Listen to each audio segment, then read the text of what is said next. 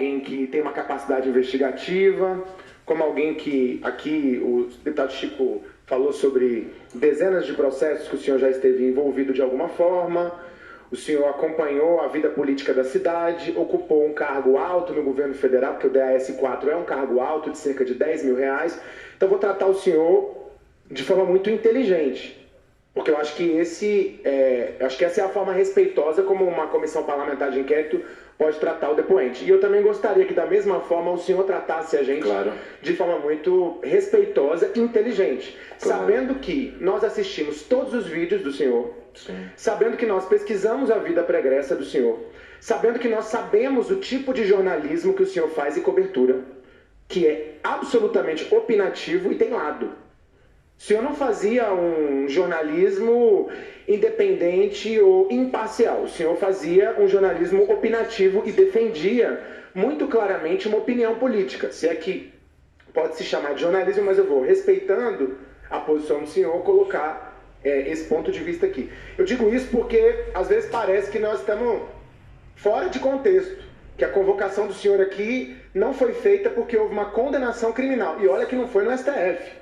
Porque aqui tem uns que não acreditam no STF, mas foi no TJDFT. O senhor deu depoimento para juiz do TJDFT, o senhor foi condenado pelo Tribunal de Justiça do DF, que diz que o senhor conheceu os comparsas lá no QG do Exército, que o senhor transitou dentro do carro do senhor, como o senhor já disse aqui, com uma bomba, que o senhor passou em diferentes pontos da cidade com essa bomba, o senhor viu essa bomba sendo colocada no local. Então, eu estou falando isso porque isso aqui não é uma convocação alienígena que a CPI fez, é uma condenação criminal de um senhor que se posicionava diretamente do lado do bolsonarismo. Então nós não estamos aqui vinculando o senhor ao Bolsonaro de forma artificial. O senhor tinha posições muito claras, verbalizadas, vocalizadas, como o senhor mesmo assumiu aqui que votou em 2018.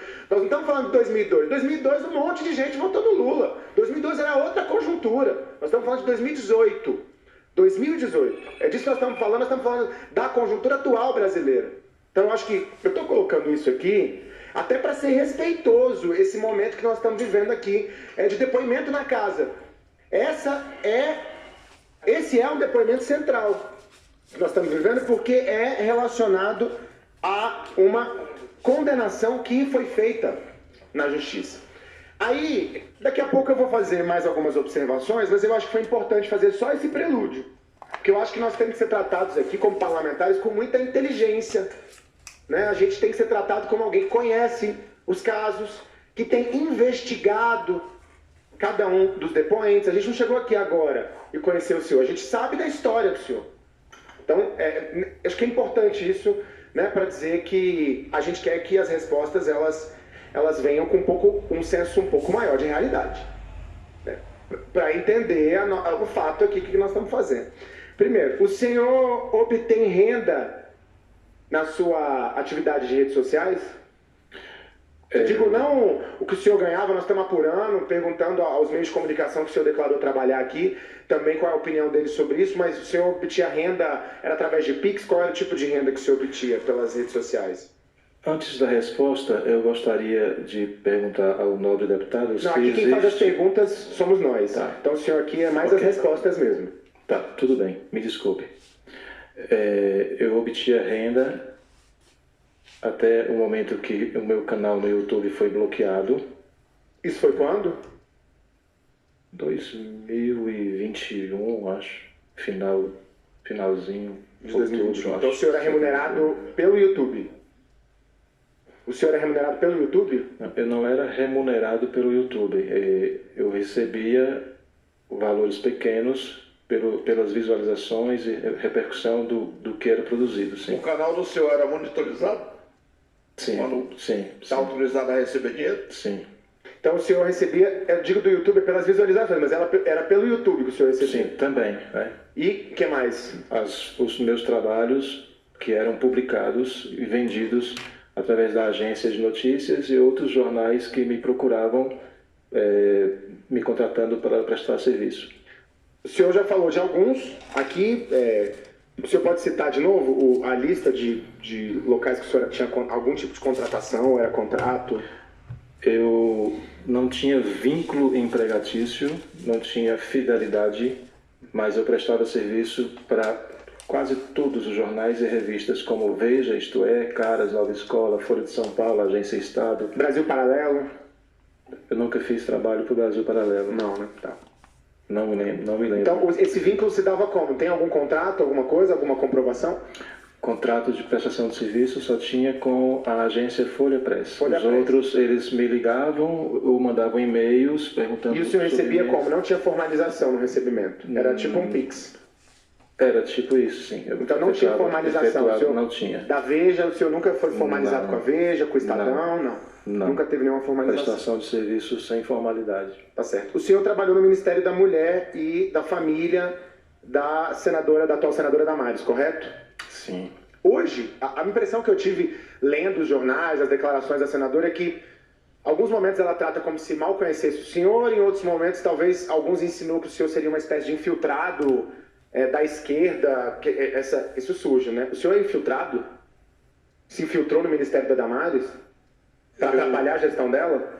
A palavra infiltrado, ela pode ser entendida não, de mas o senhor várias se formas. infiltrou se o senhor se infiltrou para atrapalhar o Ministério dela, a gestão dela, não? Eu sou cristão, procuro não desviar o curso da minha vida e das minhas decisões fora do que está escrito na Bíblia. Tá certo. Tá, Então, o senhor se infiltrou lá para atrapalhar a gestão dela? Não. Eu estava ali para colaborar com o meu país. Não, eu tô perguntando isso só pelas... É porque o senhor insiste pelas na mesma repercussões palavra, que eles fizeram, né? e eu não vou cair nisso. Não. A minha pergunta é muito objetiva. Eu não insisto em nada. Eu estou fazendo uma pergunta muito objetiva. Se o senhor se infiltrou lá... Não, senhor. Para atrapalhar a gestão da senadora. De maneira alguma. Ah, correto. Não, essa pergunta é objetiva. Eu não insisto em absolutamente nada. O senhor conheceu a senadora Damares como? Ok. O senhor conheceu a senadora Damares como? Na CPI da pedofilia, em 2018, quando ela era assessora do senador Magno Malta, sim. Tá certo. Ali vocês se conheceram e tiveram algum nível de afinidade. O senhor acha que foi por isso que depois ela resolveu contratá-lo? Damares não me contratou, foi o Ministério. Não, mas ela que indicou, é o Ministério dela, né? De alguma forma ela está envolvida. Foi Damares que me indicou. Então ela nunca soube que você trabalhava lá? Soube, claro, tá. soube. Então ela autorizou. No mínimo ela autorizou, porque o ministro, né? No mínimo ele autorizou. Tá certo. Quais eram as tarefas do senhor no Ministério? Eu prestava o trabalho de assessoria de comunicação, produção de conteúdos e exercia outras funções dentro da pasta de conselhos. Você era meio que tutelares. Blogueiro, contratado para ajudar e repercutir as coisas do Ministério? Meu trabalho sempre foi profissional. Não, mas eu digo, o trabalho do blogueiro é profissional. Eu digo, mas o senhor fazia repercussão? Eu nunca tive blog. Eu nunca tive blog. Blogueiro, influencer, então, ou youtuber. O senhor era youtuber vinculado para ser mais direcionado ao Ministério, para divulgar? A minha atuação dentro do Ministério era profissional e não tinha vínculo com a minha vida pessoal. Entendi. Ou com a sua vida no YouTube, não tinha vínculo com o seu canal. Tá certo. Qual foi a circunstância que o senhor saiu de lá? Eu fui exonerado, mas não foi me dito qual o motivo. Ah, ninguém conversou com o senhor? O senhor soube pelo Diário Oficial? Sim. O senhor acordou um dia e foi exonerado? Sim. Mas não teve uma circunstância, não teve um contexto, nada? Talvez. Não, porque em geral, né, gente, quando a gente é exonerado, por exemplo, se eu for exonerar um assessor meu aqui, eu vou dizer para ele, olha, infelizmente não deu certo, o trabalho não... Eu fui surpreendido. O senhor foi surpreendido e nunca ninguém depois, ninguém nunca falou, alguém falou, olha, acho que foi por isso, acho que o senhor exagerou naquilo ali, ou... Não, nada. Não. Nunca soube? Não. Olha, estranho esse tipo de comportamento institucional, mas, né, pode acontecer. Os diversos vídeos do senhor mostram uma relação do senhor com o ex-presidente Bolsonaro, né, e o senhor, na convocação que o senhor fez para o dia 12, na Alvorada, o senhor afirma, abre aspas, que o presidente autorizou tal convocação. É correto afirmar isso? Não vou responder, deputado. Não vai responder? Não, senhor. Tá, então, porque assim, é porque o senhor se diz jornalista e eu vi que o senhor tem formação na área, porque teve outras pessoas, eu digo isso, faço uma ressalva, que tem outras pessoas que vieram aqui e se auto-intitularam jornalistas e não eram, né? Porque a gente sabe que esse mundo das redes sociais acaba fazendo com que as pessoas se sintam algo que não necessariamente elas são. Não estou dizendo que é o caso do senhor, porque não é. O senhor tem formação na área, né? Então, a minha pergunta é, o senhor se auto-intitula jornalista, mas o senhor também fazia convocações para atos. Então o senhor tinha uma posição muito clara externada ali. E aí o senhor disse, o presidente autorizou. Ele autorizou para o senhor alguma coisa? Eu continuo sem respondê-lo, deputado. O senhor conhecia o ex-presidente Bolsonaro pessoalmente? Não digo em sala fechada. O senhor conhecia ele pessoalmente? Não tive nenhuma reunião fechada e nenhum vínculo pessoal com ele. E aberta? O senhor conhecia ele pessoalmente, cumprimentou ele? Como qualquer cidadão que ia ao cercadinho. Não, qualquer cidadão não. Eu nunca cumprimentei o Bolsonaro e tem um monte de cidadão que nunca cumprimentou. O presidente da República é tão distante da gente. O senhor já cumprimentou ele? No cercadinho, sim. Como No qualquer cercadinho. outro brasileiro. Qualquer brasileiro não, porque eu e muitos brasileiros não fomos no cercadinho. Eu nunca cumprimentei presidente nenhum no cercadinho. Imagino que tem muita gente aqui que também não tenha cumprimentado. Nem o Lula eu cumprimentei direito. E olha que eu votei no Lula, entendeu? Então não é simples assim cumprimentar um presidente da República, não. Para chegar perto tem que ter um certo nível, né, de acesso ali. Mesmo no cercadinho a gente sabe que era um grupo específico que ficava ali, né? O senhor obteve algum tipo de renda na convocação para o dia 7 de setembro de 2021? Não, senhor. E o senhor ajudou na convocação, correto? Fazendo meu trabalho O profissional. senhor ajudou a convocação como jornalista ou como militante daquele grupo político? Eu não militava ali no local, eu trabalhei como Não, jornalista. na convocação, nos vídeos que o senhor chama as pessoas do 7 de setembro. O senhor é jornalista na convocação? Eu vou ficar sem respondê-lo. Ah, tá certo. Não, só pra gente saber até onde é jornalismo, até onde é militância, né, que eu acho que é importante. O senhor fez visitas ao Palácio da Alvorada, correto? O senhor chegou a entrar no Palácio alguma vez? Nunca entrei no Nunca entrou no Palácio, tá. Então o senhor não encontrou nem o presidente Bolsonaro e nem o ex-general Heleno no dia 14 do 4 ou 11 do 5. Nunca tive a vaidade de poder estar próximo de autoridades. Tá certo, então não esteve. O senhor menciona em um dos seus vídeos que havia 5 generais impedindo o golpe. O senhor sabe me dizer de onde o senhor recebeu a informação desse placar? Era o comentário entre os participantes do acampamento que eram entrevistados. Ah, tá certo. Então o senhor estava se referindo a uma informação de entrevistas. Qual era a credibilidade desse? Porque eu sou jornalista, geralmente quando a gente é jornalista a gente pega uma fonte com muita credibilidade. O senhor pode me afirmar que as fontes tinham credibilidade? Porque é o que a gente está apurando, é o envolvimento do Exército. Eu não vou lhe responder, deputado. Não? O senhor não pode dizer se as fontes tinham ou não credibilidade? Eu prefiro ficar em silêncio. O senhor deu essa informação como jornalista ou como militante desse grupo bolsonarista? Sempre estive no local efetuando meu trabalho profissional. Como jornalista. Então o senhor deu essa informação como jornalista, só para a gente ter esse dado, né, que é importante. Dia 12 de dezembro. Dia 12 de dezembro o senhor participou daquele momento de depredação na Polícia Federal? O senhor estava lá naquele momento? Eu ia chegando na minha residência para me acomodar quando eu percebi o início do confronto. O senhor tinha estado na Alvorada antes? Comuniquei a alguns amigos jornalistas. Tinha? O senhor passou pela Alvorada antes? Passado na Alvorada antes. Tá, e depois o senhor foi para casa? Sim. Tá. E na mesma hora, enquanto eu gravava, eu liguei para alguns jornalistas de redações de alguns jornais, não só em Brasília, como em São Paulo e no Ceará, informando o que estava acontecendo e pedindo para eles aguardarem o material que eu ia enviar em fotografias. Tá certo, aí o senhor foi para lá. Não fui para lá. Eu estava chegando em casa e o ato é ao lado do prédio onde eu morava. Não, tá certo, aí o senhor foi para lá. Você foi para frente da Polícia Federal depois? Eu já estava ali, é o lado. Não, o senhor estava chegando na sua casa. Eu acompanhei. Mas aí quando você está na sua casa, você pode estar dentro de um prédio ou dentro de... Eu subi. Eu fiz algumas imagens e vi que era um ato violento. Sim. E subi para o meu apartamento. Tá, mas o senhor chegou a estar lá, na frente da depredação. Sim, para fazer a cobertura jornalística, você precisa estar próximo para fazer as imagens. Entendi. Uma curiosidade, por que o senhor só fazia a cobertura jornalística de atos da extrema-direita? Não, eu tenho cobertura, então eu vejo que a minha vida não foi totalmente investigada. O senhor fazia muito cobertura dos atos da extrema-direita, mais recentemente. É o que mais acontece. E o seu blog, seu YouTube, né, para não cometer um equívoco, o blog realmente é um treino passado. Mas o seu YouTube também fazia... tinha uma preferência muito clara, né? O trabalho jornalístico do senhor tinha uma preferência muito clara em exaltar o bolsonarismo no Brasil, né? Era a maioria das pautas daquele momento. Entendi. Tá certo. Então, como foi esse momento na frente da Polícia Federal? Um momento tenso e eu vi muito risco contra a minha pessoa, né? Eu estava entre a polícia e entre os manifestantes, fazendo a cobertura, e chegou um momento que eu vi que não valia a pena estar ali, e me recolhi por volta de 20h30, 20h40. O senhor fez transmissão ao vivo desse momento? Não. Não, só fez depois, só recolheu materiais e enviou depois ou postou Só depois? capturei imagens. Esses momentos de transmissão mais intensos rende mais Pix? Mais visualizações? Dá mais dinheiro? Eu não costumava fazer lives e convocando as pessoas para esses atos durante a prática do mesmo. Eu vou falar agora, para finalizar minhas perguntas, sobre a questão da bomba.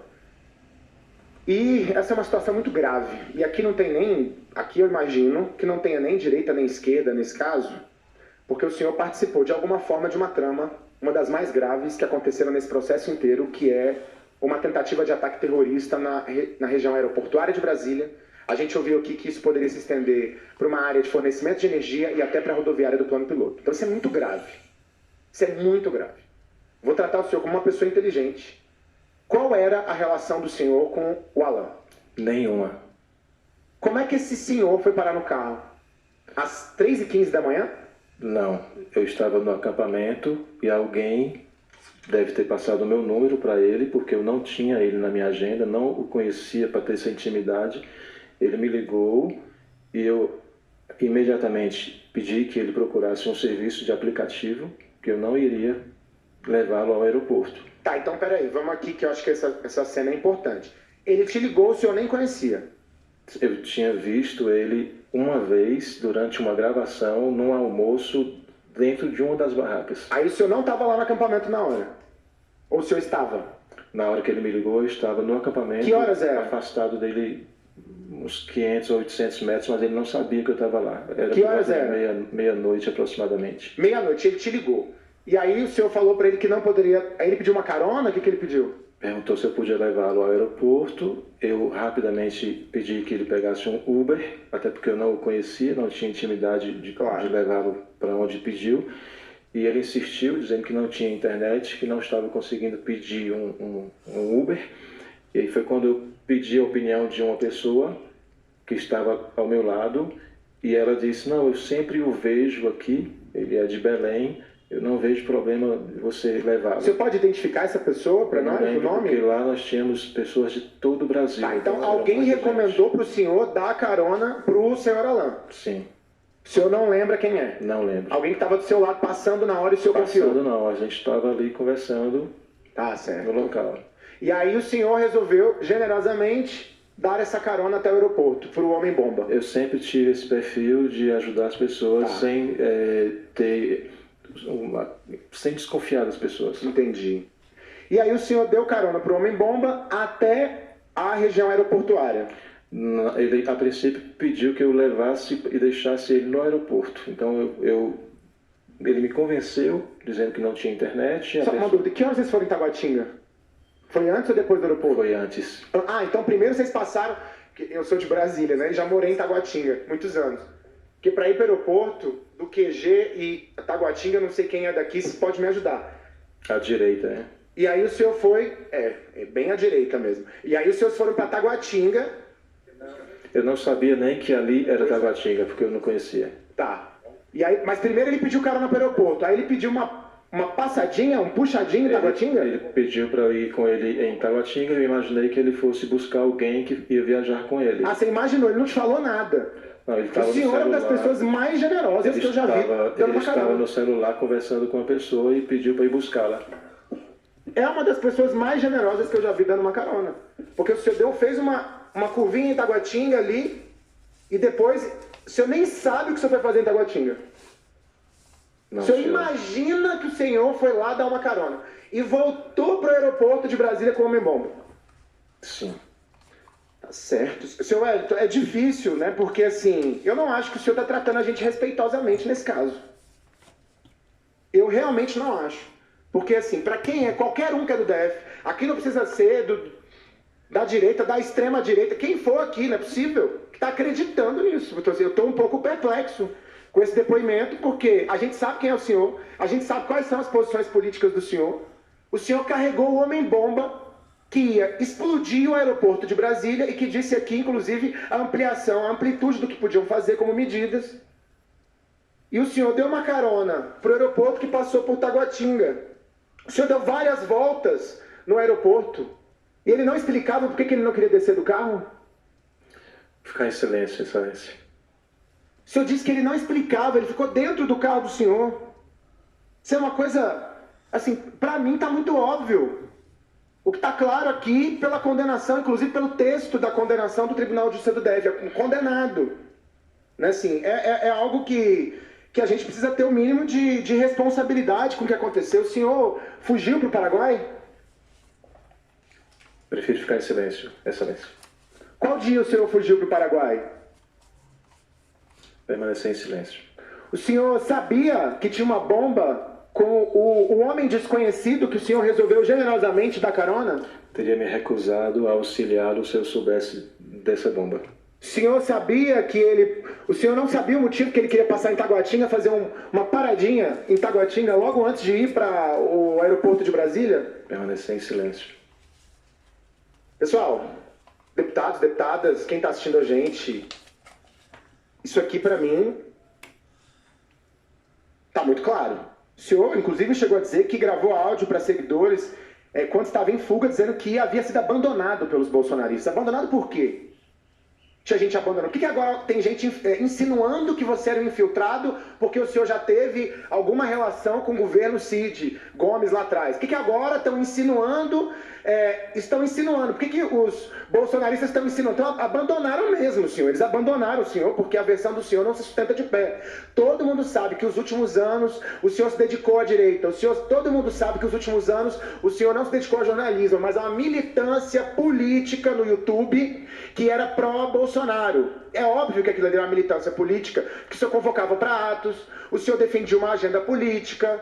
Era muito óbvio. O senhor foi expulso do sindicato de jornalistas, porque aquilo ali não era jornalismo, obviamente. Mas daqui a pouco eles vão dizer, podem dizer que o senhor é infiltrado, podem dizer que o senhor já apoiou algum de centro-esquerda, ou de esquerda, ou de centro, de alguém. Ou vão falar da liberdade de expressão. Eu acho que eles vão variar entre uma coisa ou outra. Agora, o que está claro para mim é que eu não posso acreditar que o senhor deu a volta no Distrito Federal, que o senhor foi com homem-bomba até o aeroporto de Brasília, o senhor conheceu na hora, o senhor foi generoso, fez um pit stop rapidinho em Taguatinga com uma bomba no carro. As imagens mostram o senhor esperando ele.